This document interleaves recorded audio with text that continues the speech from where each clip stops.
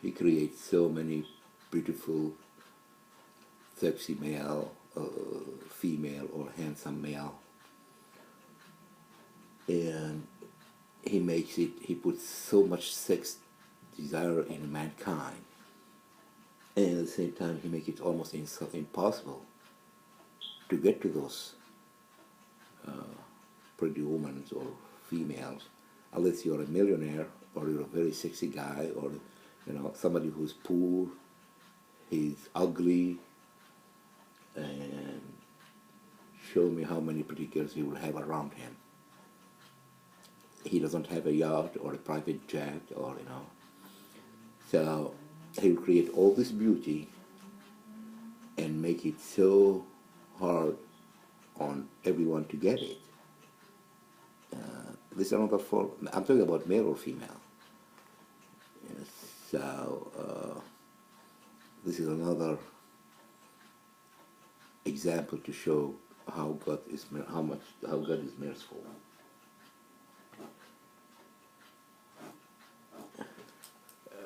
For example,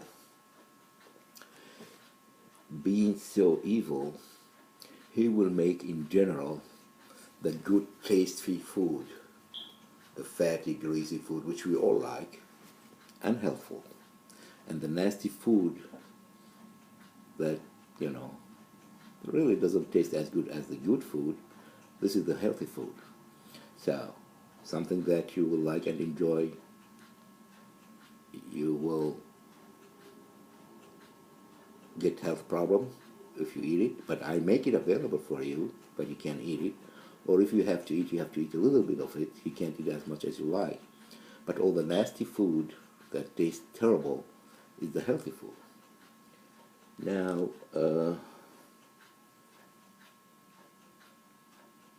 I wonder, why would people go and spend 4 years, get college degree in nutrition, to study which good is good for mankind or healthy, which good is not? In my personal opinion, this is very stupid. You can shrink this 4 years schooling period to just maybe less than 2 minutes. You put the food in your mouth and you taste it.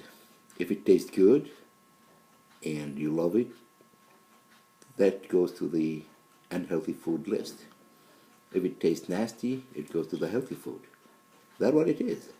So why should you go study 4 years for nutrition and tell this patient that to lose weight you have to eat this and this and this? Don't do that. Just tell him, taste the food. If it tastes good, don't eat it. Even though God make it good, but his purpose is to torture you and to make you suffer and have you eat the other food. So that about the food. And you know that the story of Abe and Cain, one brother killed his other brother. And we all are coming from the criminal dad, the guy who killed his brother. So your grandfather is criminal. Today's standards, he should be sentenced to death or sentenced for life. That's where the evil comes from your grandfather. It's built in you. Greed, selfishness, jealousy.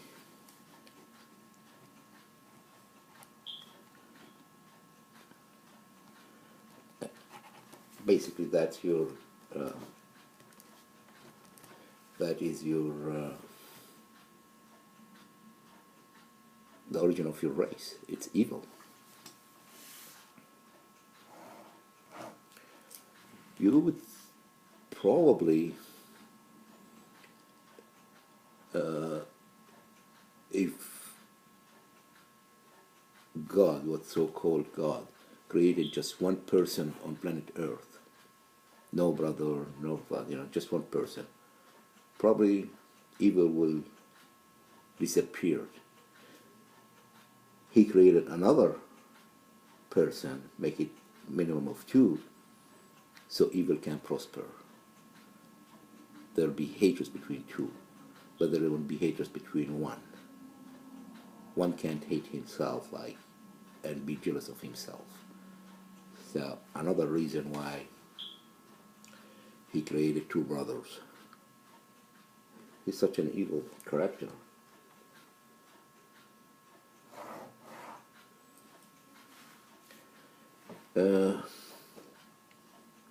I do respect the people that they believe in religion, but I don't respect religion, man, because the way I see it, any person who believes in religion, he is a good person with good heart. He's a victim of brainwash by evil religious people. So he's a victim, and all what he needs to do is not to listen, stop listening to religious people, clergymen, and listen to wisdom and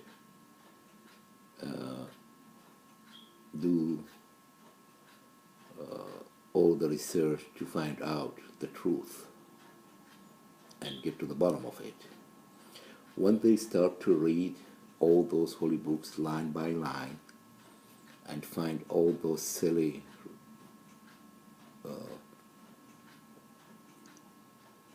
teaching on the holy books, with common sense he will come to realize that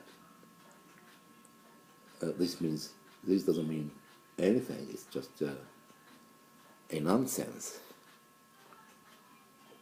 And then he will, when I say I mean he or she, will rebel, and he will replace the word "in God we trust" in the word "in mankind we trust." It's a war between mankind and God. Mankind is a goodness, but it's so weak, so weak. God is the evil, and he has so much power. And you know what, he's a mass murderer, not a serial. He's a mass murderer. He will kill 40, 50, 100, 20, 1 million, 2 million people in one day. A serial killer will kill maybe 100, 200, 300, not even 500. But we have a mass killer that he will kill by 10,000, 100,000, probably millions during the wars. And nobody ever thought of putting him on trial. The number of lifetime sentence he should be sentenced after he's convicted, the number should be infinity, infinity. Not a million, not a billion, not a trillion years. It should be infinity. And still, he will not get what he deserved.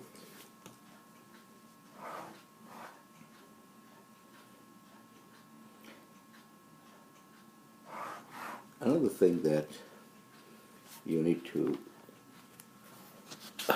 see how evil is this character. He will create a baby, and then he will ask the parents to circumcise him when he's like 8 days old. That extra piece of meat on the infant that he created with it, he really wants you to take a blade or a knife and cut it, and cut it. I would like to see a videotape when a mother witnessing this torture act, and they said, God ordered you to do it. Okay, so you created this baby infant, and you don't like this extra meat. My question to you, Mr. God, is why you did not create this child without this extra piece of meat, so he doesn't have to go through suffering and crying and make the mom sad, cry, and all this blood comes out of his private parts. And the way I see it is, he's not a perfect God. He's like a company, like a car manufacturer, Ford, Chevy, whatever, any car, Kia, whatever. They make a car, and after they put it in the market, they find something wrong with it, and they do a recall. That's as close as I can explain it. God is recalling to cut this extra piece of meat on the infant that he forgot to do it. Another thing, and maybe I'm wrong, in every religion, I would say, we know there is like over 40,000 different religions and sects. Most of them, they insist on having one way or another different shape of hats. The Jewish people, they have certain hats. The cardinal wear a certain high-shaped, special design hat.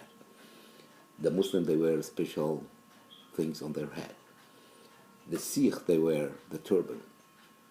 And it's almost every religion. So, Mr. God, if you don't like hair and you want us to cover it, why you created us with hair? You don't like it. You don't want us to show it. Why you don't create all mankind, male, female, bald? Another thing, when we come to the hats, and this will prove to you and show you how stupid mankind is. You come, I'll give you an example. You get a Jewish person and a Sikh person. And you tell the Jewish person, will you please exchange your hat with the Sikh person? You wear his hat, he wear your hat. Will they do it? Probably it will be, when you ask this, it will be like you're insulting them. If he wears the Sikh hat, which is the turban, probably he thinks he's going to go to hell. And if the other guy wears the Jewish hat, probably he thinks he's going to go to hell. I wonder where they got those designs from. Would you consider like God is like Pierre Cardin, he make a design and fax it and then people wear it? It's, I don't understand this. You have to wear, and then my other question is to Mr. God. Will you go every day, knock on people's door, somebody in Fiji, somebody in Falkland Islands, somebody in Greenland, in Iceland, all over the world, say, hey, show me, are you covering your hair? If you're not covering your hair, then I'm going to send you right away to hell. Is he going to check on every person to see, that, I mean, does he has nothing else to do other than checking, see if people are covering their hair? That's like, it could be another recall example. Probably he created mankind with hair and then he found out that was a defect.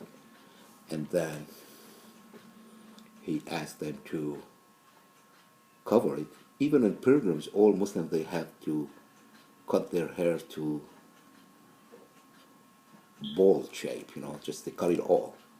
It's like you can't see God in pilgrims, and your pilgrims will not be acceptable unless you have a haircut down to zero. What's wrong with that? Why he's so angry and he's mad about hair?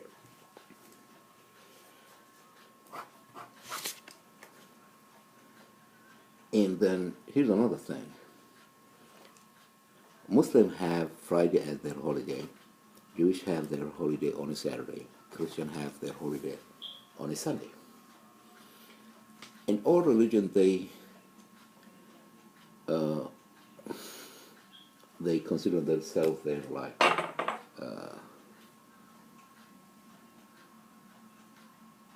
they consider themselves say of Abrahamic religion, that their father, the origin of all the three religions, is Abraham. That leads us to a conclusion. The same God they worship has lied twice. I mean, he had to make up his mind.